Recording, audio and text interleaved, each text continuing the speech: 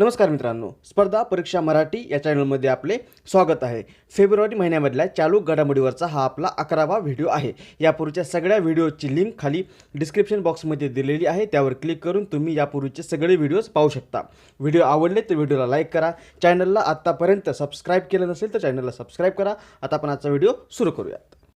आजचा आपला पहिला प्रश्न आहे, महाराष्ट्र राज्य महिला आयोगाच्या अध्यक्षपदी नुकतीच खालीलपैकी कोणाची नियुक्ती करण्यात आली आहे? उत्तर आहे पर्याय क्रमांक 1 विजया रहाटकर। इमेजमध्ये बघा, हे आहेत विजया रहाटकर आणि यांची नुकतीच महाराष्ट्र राज्य महिला आयोगाच्या अध्यक्षपदी पुनर्नियुक्ती करण्यात आलेली आहे। यापूर्वी पण याच अध्यक्षा होत्या आणि आता पुन्हा 3 वर्षासाठी यांची पुनर्नियुक्ती करण्यात आलेली आहे।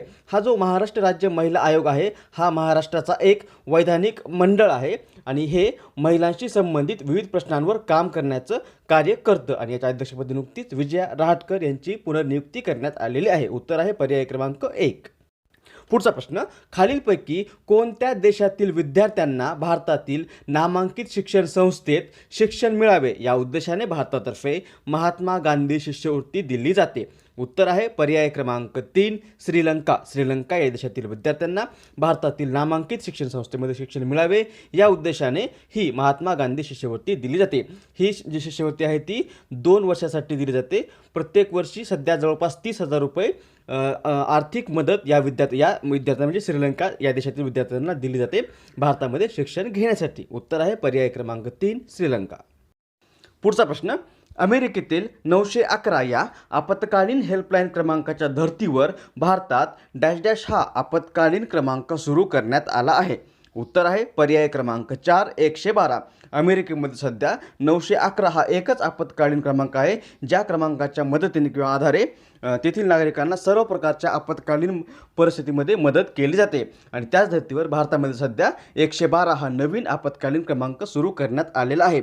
म्हणजे आता यापूर्वी पोलीस हेल्पलाईनसाठी 100 हा नंबर होता, 101 हा अग्निशमन हेल्पलाईन क्रमांक होता, 1090 हा महिलांना सहाय्य हेल्पलाईन क्रमांक होता। या सर्व क्रमांकाचं एकत्रीकरण करून ह्या सर्व सुविधा किंवा ह्या सर्व आपत्कालीन परिस्थितीमध्ये मिळणारी मदत ही 112 या आपत्कालीन क्रमांकावर मिळणार आहे आणि ही योजना किंवा हा क्रमांक सद्यस्थितीमध्ये 16 घटक राज्य व केंद्रशासित प्रदेशांमध्ये भारत सरकारने सुरू केलेला आहे। उत्तर आहे पर्याय क्रमांक 4 112।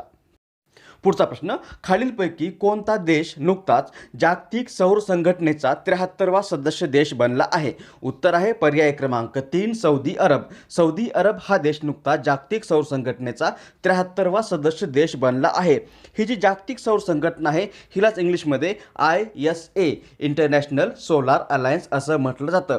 हिची स्थापना भारत व फ्रान्स यांच्या संयुक्त प्रयत्नाने 2015 मध्ये झालेली आहे। ही संघटना अशा देशांची संघटना आहे जे देश कर्कवृत्त व मकरवृत्त या दरम्यान येतात।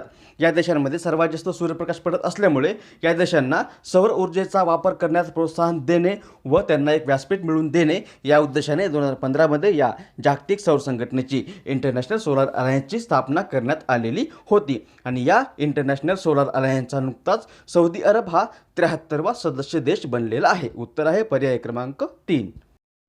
पुढचा प्रश्न, खालीलपैकी कोणता दिवस जागतिक सामाजिक न्याय दिवस म्हणून साजरा केला जातो? उत्तर आहे पर्याय क्रमांक 2 20 फेब्रुवारी। 20 फेब्रुवारी हा दिवस दरवर्षी जगभरात जागतिक सामाजिक न्याय दिवस म्हणून साजरा केला जातो। हा जो दिवस आहे तो जगभरातील देशांमध्ये व लोकांमध्ये परस्परात शांतता व समृद्धी आणण्याच्या उद्देशाने युनायटेड नेशन्सतर्फे किंवा संयुक्त राष्ट्रसंघातर्फे जागतिक सामाजिक न्याय दिवस म्हणून साजरा केला जातो। उत्तर आहे पर्याय क्रमांक 2 20 फेब्रुवारी। इथे अजून एक पर्याय दिलेला आहे 26 जून। 26 जून जो आहे तो महाराष्ट्र शासनातर्फे महाराष्ट्रामध्ये सामाजिक न्याय दिवस म्हणून साजरा केला जातो। म्हणजे जागतिक सामाजिक न्याय दिवस आलं तर तो असेल 20 फेब्रुवारी आणि महाराष्ट्राचा सामाजिक न्याय दिवस आला तर तो असेल 26 जून। पुढचा प्रश्न, अमेरिकेची अंतराळ संशोधन संस्था नासा ने सुरू केलेले SPHEREX हे मिशन कशाशी संबंधित आहे? उत्तर आहे पर्याय क्रमांक 1 विश्वाच्या निर्मितीचा अभ्यास करणे। अमेरिकेची अंतराळ संशोधन संस्था आहे नासा NASA।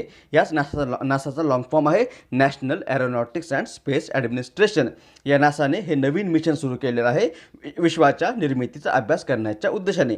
SPHEREX याचा लॉंग फॉर्म आहे spectrophotometer for the history of universe epoch of reionization and ices explorer. आणि हे विश्वाच्या निर्मितीचा अभ्यास करण्याच्या उद्देशाने सुरू केलेलं मिशन आहे. नेक्स्ट, खालीलपैकी कोणाला नुकतेच फुटबॉल रत्न या पुरस्काराने सन्मानित करण्यात आले आहे? उत्तर आहे पर्याय क्रमांक 4 सुनील छेत्री. भारतीय फुटबॉल टीमचा कर्णधार सुनील छेत्री याला नुकतंच दिल्ली फुटबॉल असोसिएशनने फुटबॉल रत्न या पुरस्काराने सन्मानित केलेलं आहे.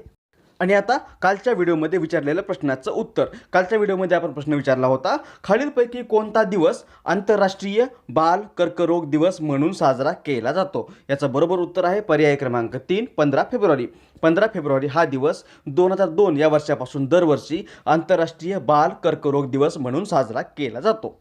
आणि आता आजच्या व्हिडिओमधला प्रश्न, ज्याचं उत्तर तुम्हाला खाली कमेंट बॉक्समध्ये द्यायचं आहे. प्रश्न आहे, खालीलपैकी कोणत्या राज्याच्या विधानसभेने संस्कृत भाषेला त्यांच्या राज्याची दुसरी अधिकृत भाषा म्हणून दर्जा देण्याविषयीचे विधेयक नुकतेच पारित केले आहे? प्रश्न पुन्हा एकदा, खालीलपैकी कोणत्या राज्याच्या विधानसभेने संस्कृत भाषेला त्यांच्या राज्याची दुसरी अधिकृत भाषा म्हणून दर्जा देण्याविषयीचे विधेयक नुकतेच पारित केलेले आहे? पर्याय आहेत पश्चिम बंगाल, हिमाचल प्रदेश, उत्तर प्रदेश आणि तामिळनाडू. याचं बरोबर उत्तर तुम्हाला खाली कमेंट बॉक्समध्ये द्यायचं आहे.